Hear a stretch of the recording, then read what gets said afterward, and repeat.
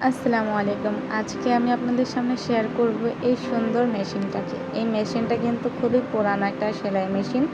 আর এই সেলাই মেশিনটাকে আমি আজকে একটু নতুন একটা লুক দিয়েছি, দেখতেই পাচ্ছেন। খুবই সুন্দর লাগছে, আমার কাছে তো ভীষণ ভালো লাগছে। তো প্রথমে আমি মেশিনের মাথাটা রং করে নিয়ে এসেছি। আর মেশিনের মাথাটা রং করা একদমই ইজি, তার জন্য ওটা টিউটোরিয়াল আর দেখাইনি।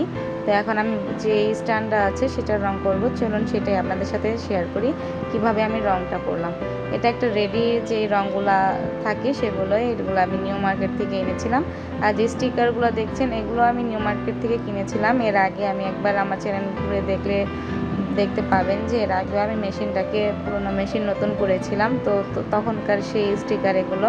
তো আমার বাচ্চা খুবই দুষ্ট ছেলে বাবুটা, তো কি করেছিল যে কিছু কিছু স্টিকার ছিঁড়ে ফেলেছিল, যার কারণে অর্ধেক ছিল না। তাই ভাবলাম এখন পুরো স্টিকারটাকেই সরিয়ে রং করি। আমি এই রংটা ব্যবহার করেছি, আপনাদেরকে দেখিয়ে দিলাম। তো এটা আমি নিউ মার্কেট থেকে কিনেছিলাম, একবার যখন গিয়েছিলাম ওখানে তখন স্টিকার আর রঙগুলো কিনে নিয়ে এসেছিলাম। স্টিকারটা তো ব্যবহার করা হয়েছে কিন্তু রঙগুলো আর ব্যবহার করা হয়নি। তো আজকে অনেক দিন পর ভাবলাম যে মেশিনটাকে একটু রাঙিয়ে তুলি। আর রং তুলি আপনারা যারা করেন তারা অবশ্যই জানেন যে রং তুলি হাতে নিলে মানে হাতটা আর থামাতে মন চায় না, মনে চায় কি যা ইচ্ছা তাই আঁকতেই থাকি, রং করতেই থাকি। এটা এত ভালো লাগে, আমি আগে কখনোই জানতাম না। আমি কিন্তু তেমন ভালো আর্টিস্ট করতে পারি না, মানে রং তুলি যে দিয়ে মানুষ ছবি আর্ট করে আমি ওগুলো কিছুই পারি না। তো এই প্রথমবার আমি রং তুলি হাতে নিলাম, বিশ্বাস করুন আমার এত ভালো লাগছিল, মনে হচ্ছিল যে শুধু রঙই করে যাই। খুব ভালো লাগছিল। তো আমি এখানে ছোট একটা ব্রাশ নিয়ে নিয়েছিলাম, যার কারণে আমার খুব সময় লাগছিল, কারণ আমার ঘরে কিন্তু ব্রাশও নেই। এগুলো যে মেকআপের যে ব্রাশগুলো আছে সেগুলো দিয়েই কিন্তু আমি এই মেশিনটা রং করছি। আমার মেকআপের কাজে তেমন একটা প্রয়োজন পড়ে না, আর আমার ঘরে ব্রাশও ছিল না, তাই আমি এই মেকআপের যে ব্রাশগুলো ছিল সেগুলো এনেছিলাম। তো খুব বেশি দেরি হয়ে যাচ্ছিলো, তাই আমি ওই ছোট ব্রাশটা চেঞ্জ করে বড় ব্রাশটা নিয়েছি। আর পাশে যে ছোট একটা হাত দেখলেন সেটা আমার মেয়ের হাত, ও আমার সাথে রং করছিল, কারণ ছোট বাচ্চারা বাবা মা যা করে সেগুলো ওদের করতে ইচ্ছে করে। তা আমি যেহেতু এই রং করছিলাম, ওর ইচ্ছে করছিল যে ও রং করবে, বাচ্চা মানুষ নাও বলতে পারিনি। তাই বললাম যে আচ্ছা ঠিক আছে, তুমি এক সাইড দিয়ে রং করো, আমি এক সাইড দিয়ে রং করি। তো মা মেয়ে মিলে দুইজন মিলে রং করছিলাম, খুব বেশি ভালো লাগছিল।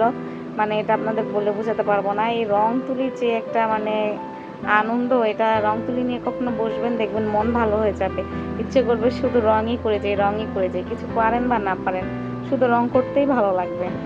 তো এখানে আমি রং করছিলাম, আর রংটা খুবই আঠালো ছিল, মানে খুবই ঘন ছিল, যার কারণে আমি ভালো মতো একটা ফিনিশিং দিতে পারছিলাম না। আর ঠিক তখনই মনে পড়লো যে আমাকে তো যখন রং কিনেছিলাম তখন এনকেয়ার বাইডার না কি যেন একটা নাম সেটা দিয়েছিল। তো কেমিক্যালগুলো মিক্স করা দরকার ছিল। তো আমি পরে যখন মনে পড়লো তখন আমি রংটা মিক্স করলাম সেই দুইটা মেডিসিন দিয়ে। তো তখন গিয়ে আমার সেই রংটা একটু লিকুইড হলো, পাতলা হওয়ার পরে আমি খুব ভালো মতো রং করতে পারছিলাম। আপনারা দেখতেই পাচ্ছেন যে ফিনিশিংগুলোও খুব সুন্দর হচ্ছে। এভাবে আমি তখন রঙগুলো করে ফেললাম। আমার প্রথম করতে খুবই সময় লাগছিল, কিন্তু এখন দেখুন একবারে ফাস্টলি করা যাচ্ছে, আর ফিনিশিংটাও কিন্তু খুব ভালো আসছে। আমার এই মেশিনটা খুবই পুরানো, মানে আমি নিজে ইউজ করছি 8 বছর যাবৎ। আমার আব্বু আমাকে এই মেশিনটা দিয়েছিল। তো যখন দিয়েছিল ঠিক তখনও কিন্তু সেম এরকম পুরনো ছিল। বিগত প্রায় 18 থেকে 20 বছর পুরানো হবে এই মেশিনটা, আমি যতটুকু ধারণা করতে পারছি। দেখতেই পাচ্ছেন যে মেশিনটা কিন্তু অনেক ছিদ্র রয়েছে, না জানি এটার উপর কত দখল গেছে আমি জানি না, আমি এরকমই ওকে পেয়েছিলাম। আর এর মধ্যে এর আগেও এই মেশিনটাকে আমি একটা নতুন লুক দিয়েছিলাম। তো তখন আপনারা আমার চ্যানেলটা ঘুরে আসলে দেখতে পারবেন। তো দেখতে দেখতে আমার মেশিনের পুরো কাজটাও শেষ, এই হলো আমার মেশিনের ফাইনাল লুক। তো thank you so much for watching, tata bye by.